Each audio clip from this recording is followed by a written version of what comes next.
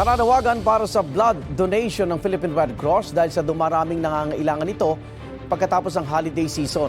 Bukod sa mga biktima ng paputok, kailangan din daw ng dugo para sa mga pasyenteng may iba't ibang sakit at mga biktima ng mga aksidente ayon sa Department of Health. Yan ang unang balita ni Rafi Tima. Itinuturing ng suspect at nakataktang sampahan ng reklamo ang 5 lalaking gumamit umano ng iligal na paputok sa Tondo, Maynila na ikinasawi ng isang grade 5 student at ikinasugat ng kanyang kaibigan. Binigyan natin sila ng pagkakataon sana para magbigay linaw, pero kinipit-balikat nila, hindi sila tumugon doon sa ating panawagan. Yung paglabag dito sa RA 7183 o yung batas na sumasaklaw dito sa pagbebenta, paggamit at pagdidistribute ng mga illegal na paputok. Nakakakibat na rin nito yung kasong reckless imprudence resulting in homicide and serious physical injury. Hinihinala namang iligal ding paputok na atomic bomb ang naminsala sa mga bahay at ari-arian ilang minuto matapos salubungin ng bagong taon. Sa Tondo rin ito nangyari kung saan 2 ang nasugatan.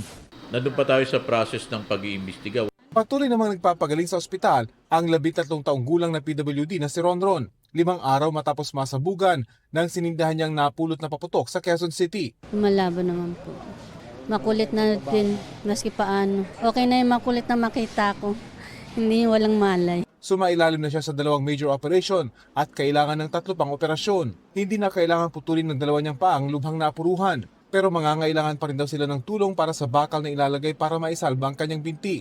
Ayon sa doktor ni Ronron, bagamat hindi kailangan ng dagdag na dugo para sa mga susunod niyang operasyon, kailangan mapalitan ng dugong na gamit sa inisyal na operasyon ng binatilyo. Yung patient ngayong gising naman na siya, intubated pa rin, pero maganda na yung status niya. No, nakakakain na siya, gawa ng paglagay namin ng tubo sa ilong, nagre-respond na yung pasyente. Ayon sa Philippine Red Cross, madalas dumarami ang mga nangangailangan ng dugo tuwing Enero. Bukod sa dami ng mga napuputukan, bumababa rin daw ang bilang ng mga nagdodonate ng dugo pagkatapos ng holiday season. Nananawagan sila sa publiko ng dagdag na donasyon ng dugo. Ayon sa kanilang Secretary General, ang pag-donate ng dugo sa simula ng taon ay isang paraan para gawing aksyon ng malasakit sa kapwa na nagliligtas ng buhay. Base sa datos ng Department of Health, para sa bagong taon, umabot sa 720 ang kaso ng firework-related injury sa bansa. 18% na mas mababa ito kumpara noong isang taon. Pero dumami ang mga biktima ng disgrasya at ilang sakit. Mas marami ako nakitang heart attack at stroke at road crash victim. So, yun ang naging findings natin. Ang statistics namin, there's a 100% increase in the surveillance sites for road crash injuries. Mostly 15 to 24 years old, mga batang lalaki. Mostly two-wheeler and three-wheeler vehicles.